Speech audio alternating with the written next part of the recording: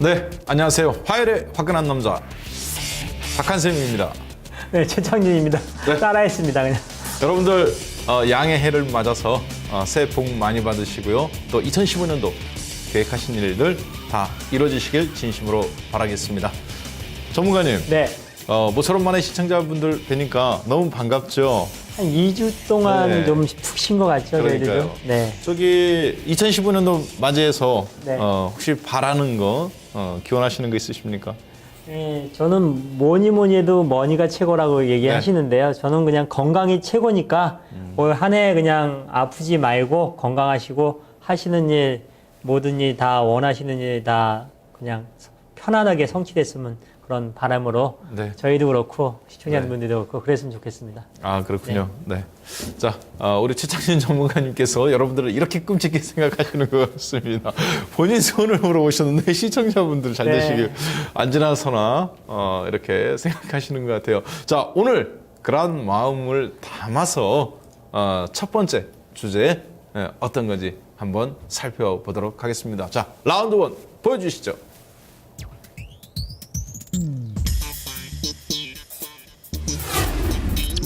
네, 맞수 혈전 라운드 1. 1월에는 역시 중소형주를 담아야 할까? 자, 시장의 주제를 보니까 이 제목 자체가 네. 우리 이 PD분들이 네. 굉장히 오늘 주가 빠진 거에 대해서 고민을 많이 하고 뽑은 그 주제 같아요. 그렇죠? 이거요? 네. 근데 뭐 지금 이런 저기를 네. 계속 강조를 드렸던 측면 아닌가요? 계속. 네, 맞습니다. 방송에서 얘기하면서. 1월에는 역시 중소형주를 담아야 할까라는 그런 고민들. 종합주가 지수가 1월 초에 포문을 열었는데 네. 아래쪽으로 이렇게 비가 내리는 포문을 열다 보니까 이것이 이제 이벤트냐 아니면 추세냐를 빨리 구분을 해야 네. 요거 주제에 맞는 오늘 굉장히 중요한 그런 주제가 아닌가 생각하고 있습니다. 맞습니다. 2015년도에 이제 3년 박스권에서 4년 차 네. 탈출하느냐, 중국처럼 급등하느냐 아니면 이제 하는 부분인데 전문가님, 네. 1월 효과라고 이렇게 들어보셨죠? 네.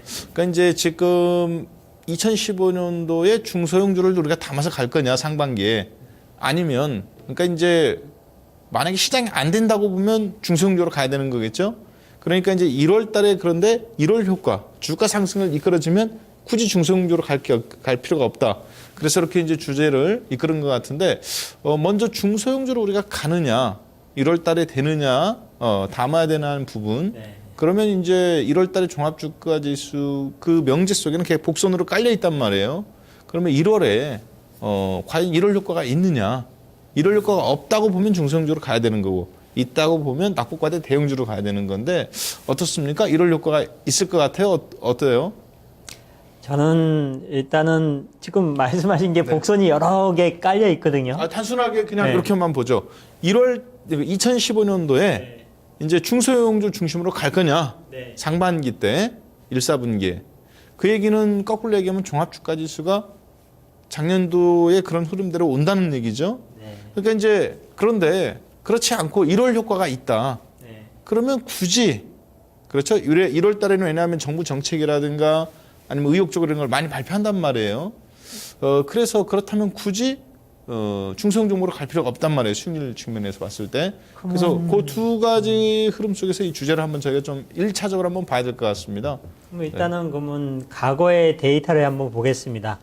자료화면 잠깐 보시면은 미국의 다우존스 그 월간 차트를 보시면은요, 이 2011년도 1월 달에 상승했습니다. 화면 보시면은 일단은 2011년도 1월 달은 상승을 했고, 다우존스. 그리고 2012년도 1월 달에도 역시나 완만하게 상승을 했고, 그리고 2013년도 1월 달에는 또 역시나 상승을 했습니다. 그리고 2014년도는 하락을 했습니다. 그리고 2015년도는 지금 진행 중인데 지금 하락 가능성이 많다고 볼 수가 있겠고, 그리고 미국의 나스닥 그 월봉 차트를 잠깐 보시면은 역시나 그 2011년도 1월 달에 상승을 했습니다. 그리고 2012년도 1월 달에도 상승, 2013년도 1월 달에도 상승, 2014년도 1월 달은 그냥 약간의 하락을 했지만은 그냥 완만한 그런 흐름이 나타났었고, 그리고 올해 2015년도 1월 달 지금 이제 한 얼마 안 지났지만은 약간의 하락 분위기가 지금 진행되고 있는 걸 봤는데 2011년도, 12년도, 13년도는 주가가 지수가 올라가기 직전에 그러니까 완만하게 저점에서 올라가기 직전의 모습이기 때문에 별 그런 움직임이 크지 않았는데 지금 같은 경우는 많이 올라 있는 상태에서 여기서 좀 확 내려갈 것이냐 아니면은 옆으로 횡보할 것이냐 이런 그 변곡점에 위치해 있고 좀 위험한 위치에 있기 때문에 어쨌든 간에 미국 다우존스하고 나스닥을 봤을 적에 나스닥, 기술주 중심의 나스닥이 조금 더 미국 시장에서 강했다는 걸 볼 수가 있겠고요. 그리고 그것도 이제 우리나라 코스피, 코스닥 그 지수 차트를 보시면은 코스피 월봉 차트를 잠깐 보시면은 2011년도 1월 달에 그냥 그 완만하게 상승했고요. 그리고 2012년도 1월 달에는 약간의 큰 폭의 상승이 있었고 2013년도 1월 달에는 약간의 완만한 하락, 그리고 2014년도 1월 달에도 역시나 하락. 근데 중요한 거는 2014년도 1월 달에 하락한 거는요, 2013년도 7월 달부터 굉장히 랠리를 펼치는 상승이 일어났다가 하락한 거니까 올라있는 상태에서 하락했으니까 그나마 그래도 괜찮았고요. 그리고 현재는 2015년도 1월 달인데 지금 오늘 뭐 진짜 무자비하게 던지더라고요. 그래서 어쨌든 약간 그 코스피 국내 코스피 시장은 약간의 그런 이런 효과가 없다고 이렇게 볼 수가 있겠고요. 그리고 코스닥 지수 보시면은 2011년도 1월 달에 상승입니다. 근데 올랐다가 윗꼬리단 양봉이거든요. 올랐다가 약간의 그 상승폭을 줄이면서 상승으로 마감이 됐고 2012년도 1월 달에도 똑같이 올랐다가 약간의 상승폭을 줄이면서 상승 마감을 했고 2013년도도 마찬가지입니다. 올랐다가 상승 마감을 했지만은 그래요? 그리고 2014년도도 역시나 위아래 밑꼬리를 단 양봉에 위치를 되면서 4년 연속 상승을 했는데 지금 2015년도 1월 달에 지금 코스피 시장이 굉장히 어려운데도 코스닥 시장은 선방하고 있다는 측면에서 어쨌든 간에 코스닥 시장이 조금 더 괜찮지 않냐. 그래서 이럴 효과가 코스피로 인해서 반감이 될지라도 코스닥 시장은 조금 더 괜찮다고 이렇게 볼 수가 있습니다. 그리고 그거를 덧붙인다 그러면은 이런 효과가 있냐 없냐는 기관과 외국인들의 수급을 보시면 되겠는데 코스피 코스닥 주체별 동향 2014년도 10월 달부터 현재까지 왜 10월 달 기준으로 잡았냐면은요. 코스피 지수가 2000포인트 이상에서 하락이 진행되는 거로 시점이 10월 초거든요. 그때부터 현재까지 그 외국인들의 코스피 시장에서 매도 금액이 2조 7천억 원, 그리고 기관들은 4조 7천억 원을 매수를 했는데 연기금은 1조 원 정도 매수했고 투신, 금융투자 매수해서 거래소 시장에서 기관들이 방어를 해주긴 했지만은 약간의 그 큰 폭의 상승이 이루어지지 못하고 밀렸다. 그러니까 기관들의 매수가 외국인들의 매도를 이겨내지 못했다는 걸 볼 수가 있는데 10월부터 현재까지 코스닥 시장에서는 3,500억이나 외국인들이 지속적으로 매수를 했고 거기에는 투신권이 매수를 강력하게 했고 연기금은 1,300억 원 팔았는데요. 이게 약간 판이 바뀌었습니다. 판이 바뀐 게 뭐냐면은 12월 달부터 현재까지 보시면은요. 자, 여기서 보시면은 외국인들은 코스피 시장에서 2조 2천억 계속 매도를 했고 기관들의 매수는 줄었다. 외국인들의 매도보다. 그 얘기는 뭐죠? 외국인들이 더 매수를 많이 했는데도 불구하고 외국인들이 매도가 줄었는데도 불구하고 기관들의 매수가 줄면서 밀렸는데 코스닥 시장은요. 외국인들이 2천억 정도를 12월 달부터 현재까지 2,096억을 매수했는데 기관 투자가 중에서 연기금의 매수가 330억이 유입이 됐고 투신권에서도 760억 정도 매수가 들어오면서 무려 1,200억이나 들어왔다. 그러면 자금의 흐름이 코스피 쪽으로 쏠리는 게 아니라 상대적으로 코스피가 많이 빠지면은 그게 어느 정도 쉽게 얘기해서 밑창이 빠지지 않는 그런 급락이 일어나지 않고 주가가 어느 정도 지수가 안정적인 분위기에서 하락을 멈춘다. 그랬을 때는 그 풍선 효과가 나타나면서 코스닥으로 살기 위해서 수익을 안 내면은 펀드 매니저들 투자 운용사들 다 적자 나고 자금 빠져나가니까 어쩔 수 없는 그런 수익률을 위해서 코스닥 시장에서 강세를 보이지 않을까. 저는 이렇게 보고 있기 때문에 이럴 효과가 나타난다 그래도 코스닥 시장에서 나타날 거고 근데 나타났는데 약간 종목 차별화가 심화가 되고 모든 종목이 다 같이 움직이는 게 아니라 코스닥 900개에서 1000개 종목 중에서 한 200종 정도만 움직이지 않나 이렇게 보고 있습니다. 네. 지금 너무 한꺼번에 보따리를 다 풀어주신 것 같은데 남은 시간 동안에 뭐 풀으시면 어떻게 풀으시려고 많이 남았어요. 네. 숨이 조금 찹니다. 그래서 박한세 전문가님한테도 제가 질문 하나 할게요. 네. 저는 일단은 그 이러한 효과가 나타나더라도 코스피보다는 코스닥 쪽에서 차별적으로 나타난다고 생각하는데 네. 박한세 전문가님께서는 어떻게 보고 계시는지. 그 부분에 대해서 저도 이제 잠깐 한번 살펴보겠습니다. 결론부터 말씀을 드린다면은 저는 1월 효과는 없다. 그러니까 이제 꼭 코스닥이다라고 이렇게 콕 집어서 말하기보다는 거래소든 코스닥이든 중소형 종목 중심으로 2015년도에도 수익률 게임이 펼쳐지는 것은 맞습니다. 그래서 중소형 종목 중심으로 랠리가 수익률 게임은 계속적으로 펼쳐질 거다.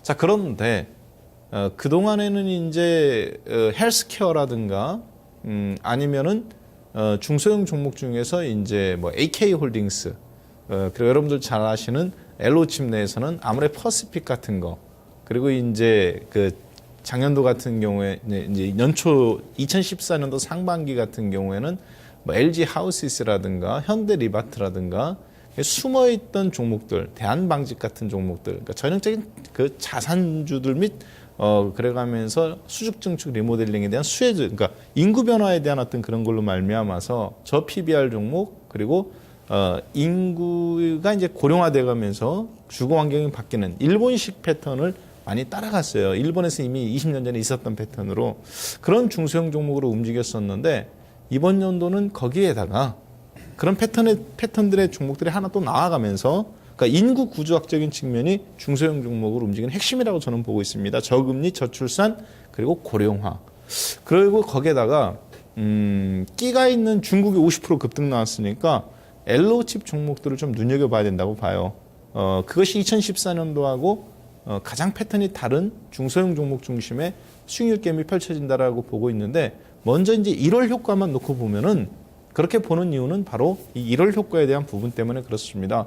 과거 한번 패턴을 한번 저도 보도록 하겠습니다. 지난 5년간 월봉입니다. 코스피 월봉인데요. 지난 5년간의 코스피 지수는 2010년도부터 이렇게 움직였죠. 음봉, 양봉, 양봉, 음봉, 음봉. 그리고 그러니까 음봉이 3개, 양봉이 2개인데 이제 중간에 보시면 아래 것은 코스피 종합주가지수 월봉이고요. 위에 거는 외국인들이 월별로 누적별로 매수가 누적된 건 빨간색, 매도가 된 건 파란 색깔인데 중간에 이제 2010년 11, 12, 13, 14 이렇게 나와 있죠. 자, 그런데 2010년도에는 음봉이 나왔어요. 그 다음에 2011년도 양봉, 2012년도 양봉, 2013년도 음봉, 2014년도 음봉, 1월 달에. 자, 그러니까 양양, 이렇게 나왔는데 그때마다 외국인들이 1월 달에 누적 기준으로 플러스 매수, 그 다음에 최근 13년, 14년간에는 매도. 그러니까 마이너스로 제가 표시했습니다. 결국에는 지금 2013년, 14년도 1월 달에 외국인들이 주식이 오늘처럼 팔았습니다. 똑같이. 월 누적으로. 그러니까 오늘 포문을 하방으로 열은 거는 여러 가지 시사하는 바가 있는데요. 결국에는 음봉이 그래가면서 이제 나왔죠. 2년 연속. 그래서 그런 어떤 추세적으로 봤을 때 박스권장의 어떤 전형적인 그런 흐름을 보여준 단편적인 패턴이었다. 근데 저기에는 어떤 묘하게 어떤 패턴이 있습니다. 저는 그래서 그걸 기술적인 분석과 수급적인 분석으로 오늘 1월 효과가 없다라고 그렇게 결론 짓고 2015년도 상반기에 1월달, 3월달이 굉장히 중요한 골든 타이밍이긴 합니다. 그래서 그럼에도 불구하고 지수적 접근보다는 종목적 접근이 일단은 유효할 가능성이 크다라고 그렇게 판단됩니다. 현재 오늘 1월 음봉 난 걸로 봐서는. 그래서 예측을 하는 것이 아니라 기술적인 것과 수급적인 것을 가지고 분석을 해서 제가 어떻게 대응할 것인가를 오늘 포커스를 좀 놓고 보도록 하겠습니다.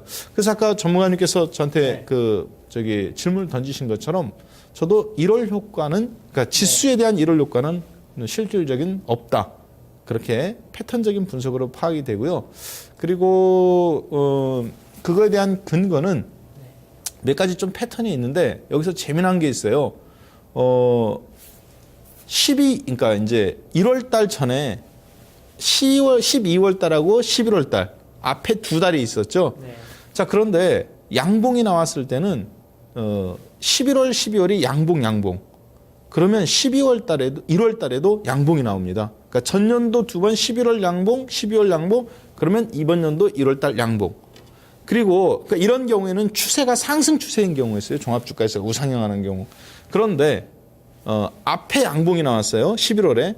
근데 이 양봉보다 큰 음봉이 12월에 나오면 그 다음에는 1월 달에 음봉이 나왔습니다. 과거 패턴으로 봤을 때. 그래서 이런 경우는 하락 추세를 의미했습니다.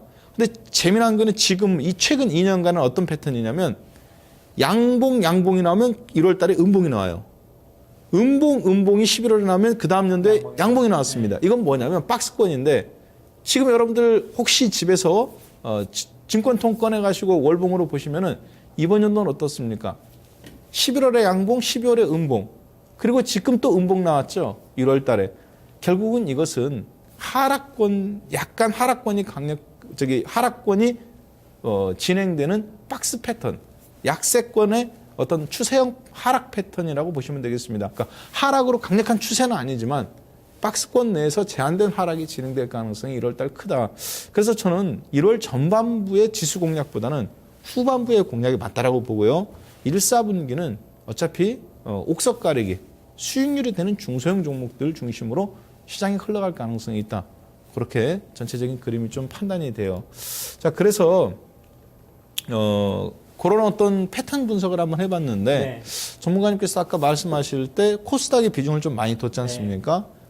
그런 면에서 봤을 때는 굳이 이제 중소형 종목이라 말하지 않고 자기가 좀 시각을 좁혀간다면 아무래도 코스닥이 좀 유리한 측면이 있겠죠. 네. 그래서 전문가님도 그냥 코스닥이다 네. 그렇게 하신 건 아닌 것 같고 그거에 따른 어떤 또 근거들이 있을 것 같아요. 그렇죠? 저는 패턴보다는요. 네. 그냥 패턴 얘기하셨으니까 뭐 상반된다는 것보다도 저는 제가 보는 시각 자체도 봤을 적에는 저는 수급, 돈의 흐름하고 그리고 시가총액 상위 종목들의 움직임, 코스피 시장에서 그리고 코스피 시장하고 코스닥 시장에서 1년 동안이든지 뭐 최근의 움직임 봤을 적에 기관과 외국인들의 종목들의 움직임을 잘 보시면은 자료 화면을 잠깐 보시면은 코스피 주체별 매매 동향이라 그래가지고요. 하나 저희 자료 올린 게 있는데 그게 어떤 거냐면은 종목별로 이제 나타나는 겁니다. 코스피 주체별 매매 현황 2014년도 10월 달부터 현재까지. 제가 10월 달 기준으로 잡은 거는 그때부터 코스피 지수가 내려가는 그 시점이기 때문에 그때부터 현재 그리고 또 잠깐 좁혀가지고 12월 달부터 현재인데 2014년도 10월 달부터 현재 그런 코스피 시장에서 외국인들의 시장에 어쨌든 간에 시장에서 가장 그 자금력이 크고 시장에서 종목을 많이 갖고 있고 국내 시장에서 영향력이 큰 그전 주체는 외국인이기 때문에 외국인들 보시면 10월 달부터 현재까지 매수한 종목 뭐냐면은요. 순매수 종목 상위 종목 중에서 한국전력 매수했습니다. 근데 최근에 뭐 전기요금 관련돼서 대통령 그 언급 나오고 그다음부터 한번 충격 받은 다음에 그때부터 주가 약세를 보이고 있고 SK 하이닉스 매수를 3,300억 매수를 했는데 4분기 실적이 좋지만은 시장의 분위기에 같이 순응하는 측면에서 옆으로 횡보하고 있습니다. 삼성 SDI 유가 하락 때문에 뭐 여러 가지 문제도 있겠지만 2차 전지 관련된 자동차, 뭐 전기차 관련된 2차 전지 관련된 그쪽에 전망이 약간 불투명하면서 삼성 SDI 매수는 많이 했지만은 역시나 하락하고 있고 삼성전기 상승했다가 또 하락하고 있고 KB금융 정도 그리고 대한항공 정도만 지금 유가 관련된 수혜에 대해서 상승했고요. 삼성생명도 올랐다가 밀렸고 삼성물산도 밀렸습니다. 그러면 뭐죠? 시가총액 상위 종목 중에서 10위 안에 드는 종목에서 한국전력하고 SK 하이닉스만 매수했다는 겁니다.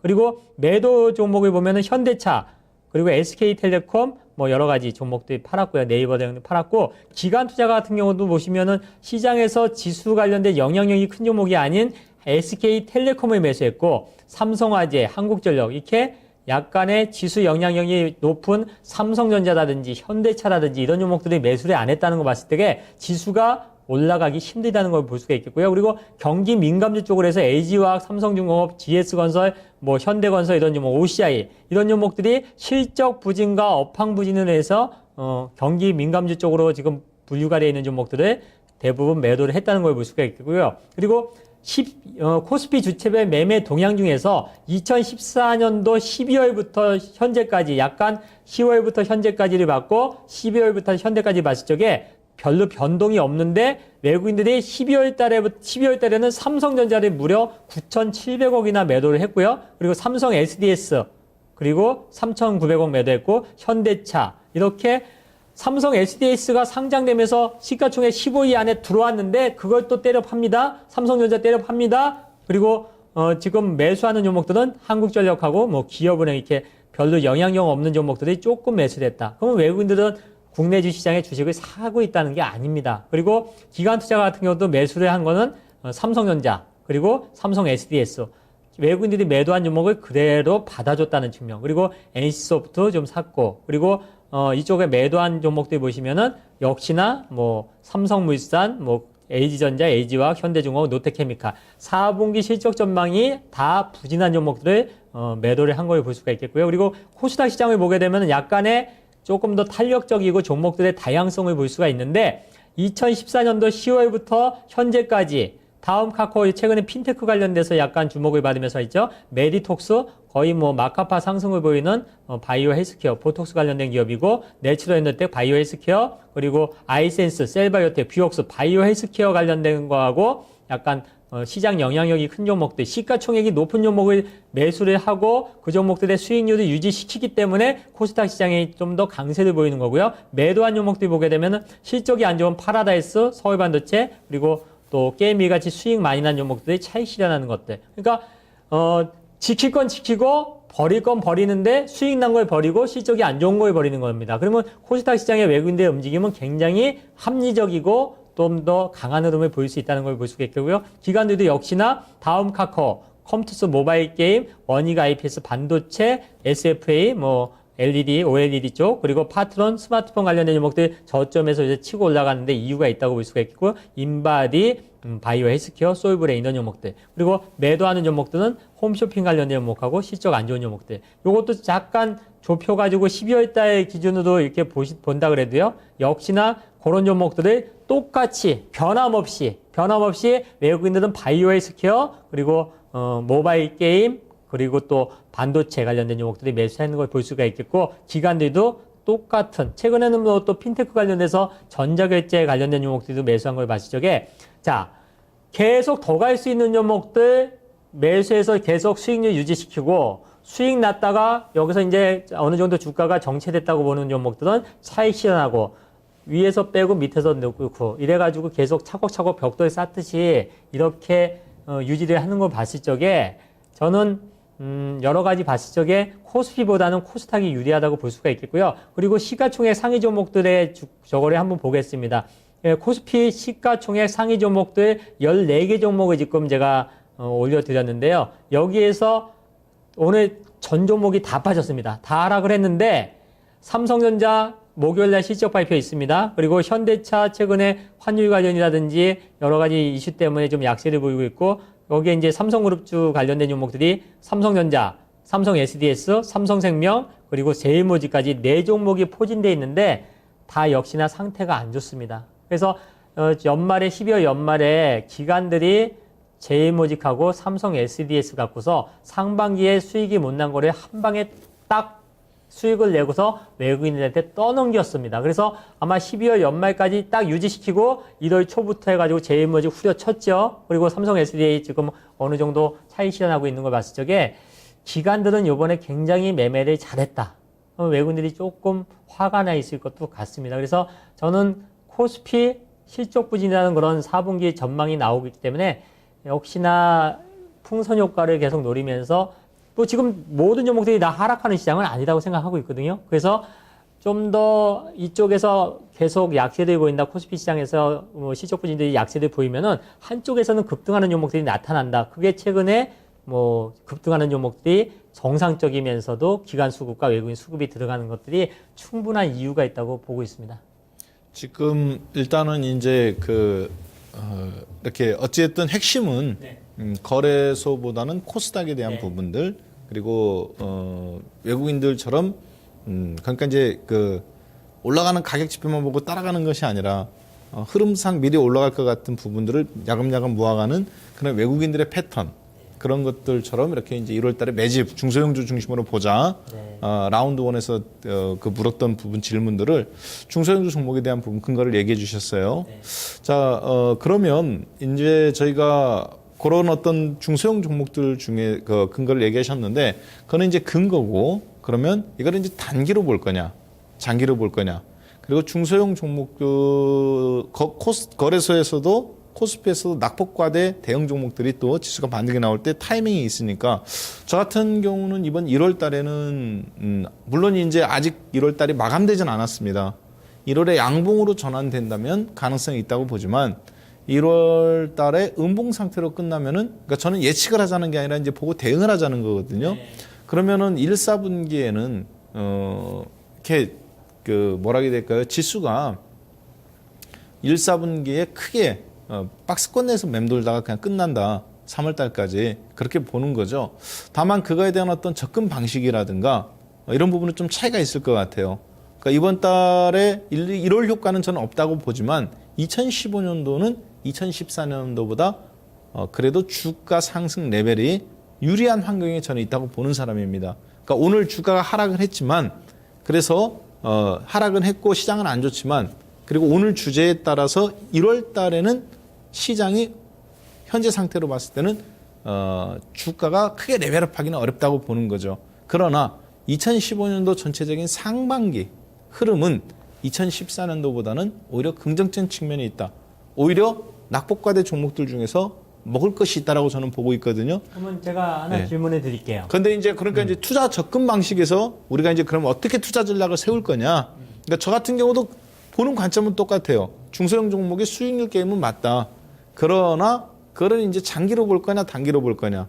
1월 달 효과로 볼 거냐 아니면 그러면 효과가 없다고 보면 어떻게 단기로 어떻게 보고 중기로 어떻게 볼 거냐. 이런 2015년도 초니까 그거에 대한 투자 전략까지도 우리가 한번 간단하게 언급해 줘야 또 시청자분들께서 그에 맞춰서 매매를 하실 때, 투자를 하실 때 도움이 되지 않겠나 싶네요. 그렇죠? 그럼 제가 이제 질문을 하나 드릴게요. 네. 뭐 지금 이달 효과는 없는데 네. 뭐 2015년도 전망을 좀 긍정적으로 보시는 거잖아요. 그러니까 2015년도 전체적인 걸 우리가 뭐 크게 보는 것보다 상반기 정도는 어차피 이제 실적에 따라서 움직이니까 저는 긍정적으로 보고 있습니다. 예. 그럼 어느 업종의 대형 긍정적으로 보시면은 네. 어느 업종이 좋게 보이시는지. 저는 지금 가장 모든 개인 투자자들이 사상 최악으로 보고 있는 화학업종을 굉장히 좋게 보고 있습니다. 화학업종이요. 왜냐하면 국제유가가 폭락이 나왔기 때문에 일단 장부 가치로는 그동안 재고로 갖고 있던 화학업종들 제품들이 이게 장부 가치는 $100짜리란 말이에요.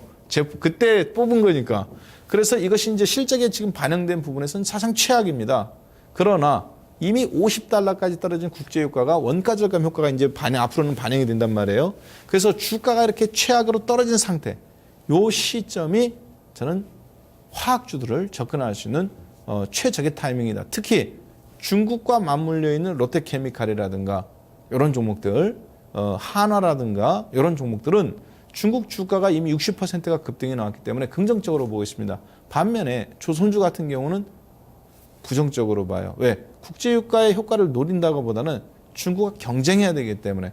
그래서 그러한 패턴에서 봤을 때 2014년도는, 2015년도는 한국이 어떻게 보면 주가가 레벨업 해야 되는 골든 타임 해야 되는 최적의 골드 타이밍인데 이 타이밍을 놓치면 우리나라 앞으로 참 일본처럼 잃어버린 10년에서 20년 겪기에 딱 좋은 타이밍이다. 그래서 2015년도에는 저희가 그 국제 유가의 급락 그리고 중국의 제조업에 다시 살아나는 패턴 요것에 두 가지가 지금 호재가 나오고 있단 말이에요. 요거를 잡아야 된다라고 보고 있습니다. 한국이 잡아야 된다라고 보는 거죠. 따라서 그런 면에서 봤을 때는 낙폭과대 종목들도 중소형 종목 못지않게 단기적으로는 수익률 게임이 한번 펼쳐질 수 있다. 타이밍을 어느 정도 시간을 보시는 거예요? 타이밍은 1, 4분기가 어느 정도 마무리돼가는 3월 전후 정도, 그러니까 구정 지나고 그때부터 이렇게 본격적으로나 화학주들은 미리 반영될 수 있다고 봐요.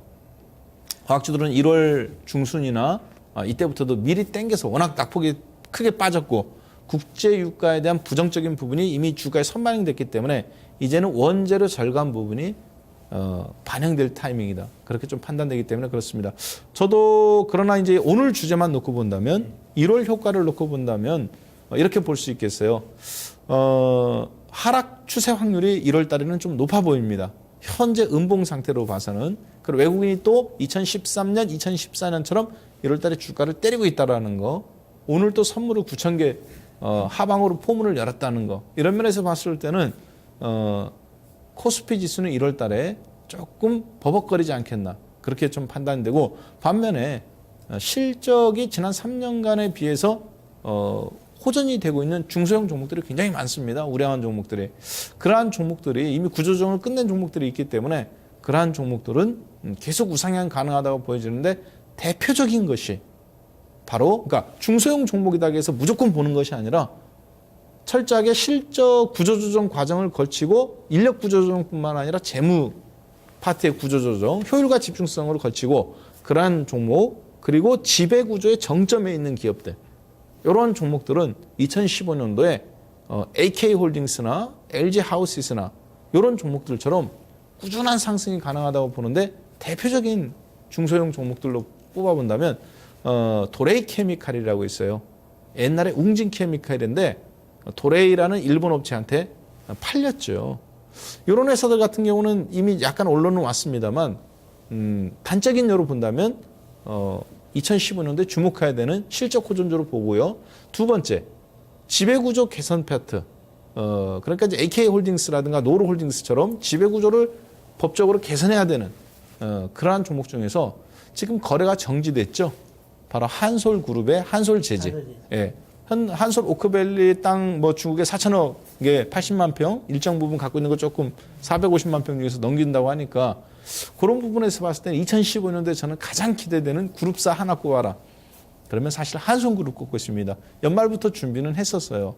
자, 그렇게 해서 그러니까 보는 관점이 중소형 종목 중에서 본다면 그렇게 지배구조와 2년 적자의 실적이 호전되는 3년 차에 흑자로 전환된 그런 종목들을 콕 집어서 중소형 종목으로 본다.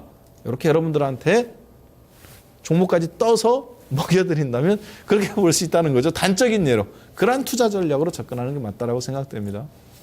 그렇게 말씀하셨는데 저 같은 경우는 약간 같은 점도 있고 틀린 점이 있거든요. 네. 근데 거기서 약간 틀린 점은 뭐냐면은 지수가 왜곡돼 있다. 코스피 지수가. 상당히 왜곡돼 네, 있죠. 완전히 왜곡돼 있다. 네. 지금 자료 화면을 잠깐 보시면은요. 삼성전자 수급 및 주가 추이를 보시면은요. 삼성전자 지금 기관들이 계속 매수를 했습니다. 12월 달에 매수를 했고 거기에다가 외국인들이 계속 매도를 하면서 주가가 130만 원에서 정체가 돼 있는데 목요일 날 삼성전자 그 실적 예고 발표를 하고 나서 영업이익이 4조 8천억 이상이냐 아니면 4조 8천억 이하이냐에 따라서 약간 주가의 흐름은 약간 틀려질 수 있겠지만은 외국인들이 매도를 계속 하는 이유는 있습니다. 왜냐면은 삼성전자 비중이 많은 상태에서 비중을 줄이고 제일모직과 삼성 SDS 비중을 채웠기 때문에 어쩔 수 없이 삼성전자 실적이 좋건 4조 8천억이 넘어가든 아니면 그 이하든지 간에 삼성전자 비중을 줄이는 그런 흐름이 나타날 것으로 보고 있고요. 그리고 제일모직의 흐름을 보시면은 어떻게 시가총액이 20조가 넘는 기업이 하종가를 맞고 상한가를 갑니까? 그리고 상장하자마자 370만 주씩 뭐 거의 4천억씩 그 기관들의 매수가 들어와서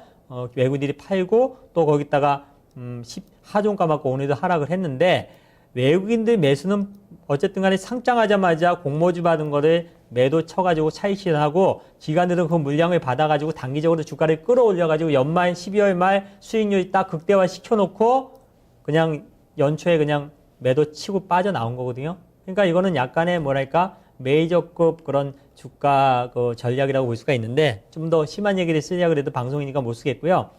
그래서 주가가 완전히 왜곡돼 있고 그 다음에 삼성 SDS도 마찬가지입니다. 기관과 외국인들이 주거니 받거니 하면서 지금 상태가 별로 안 좋습니다. 지금 매수해서 다 손실나 있는 상태에 있고요. 그리고 최근에 오늘 나온 레포트들을 보시면은요, LG화학 같은 경우 오늘 나온 건데 유한타증권에서 4분기 영업이익이 2,639억 원으로 시장 예측치를 하회할 거다. 이제 바로 뭐 1월 중순 이후 1월 말 정도 되면은 LG화학이라든지 2월 초까지 대기업들의 실적이 발표가 되는데 LG화학은 뭐 2차 전지라든지 뭐 화학 관련된 그런 여러 사업, 전자재료 사업 관련된 기업인데 실적 발표하기 한 달 전에 벌써 한 20일, 30일 전에 영업이익이 감소할 거로 전망이 되고 있습니다. 그리고 또 하나 종목은 롯데케미칼입니다. 역시나 롯데케미칼도 4분기 영업이익이 전분기보다 43% 감소한 811억 원으로 예상치 하회한다. 이렇게 부진한 그런 전망이 나오고 있고요. 그리고 현대중공업 4분기 역시나 702억 원의 적자를 기록할 것이다. 뭐 702억 원 나올지 그 이상의 적자가 나올지 모르겠지만은 역시나 4분기도 적자다. 이런 얘기가 나왔고요. 그리고 하나케미칼 유가 하락하는데 OCI라든지 아니면은 하나케미칼 화학 비중하고 태양광 관련된 그런 비중이 많은데 4분기 하나케미칼 영업이익이 시장 컨센서스 405원보다 밑도는 278억으로 추정된다. 대부분 이 2달 전, 석 달 전에 영업이익 예상치를 다 했는데 그거보다 거의 뭐 반토막 수준으로 지금 실적이 악화되고 부진한 모습을 보이고 있을 적에 저는 그래서 단기간으로 봤을 때 1분기, 작년에 4분기 실적이 2월 초까지 발표가 난다 이겁니다. 그러면 다음에 올해 2015년도 1분기 실적 전망이 좋아야 되는데 지금 전체적인 경제 상황으로 봤을 때 긍정적이지가 않단 말입니다. 그래서 당분간 코스피 종목들은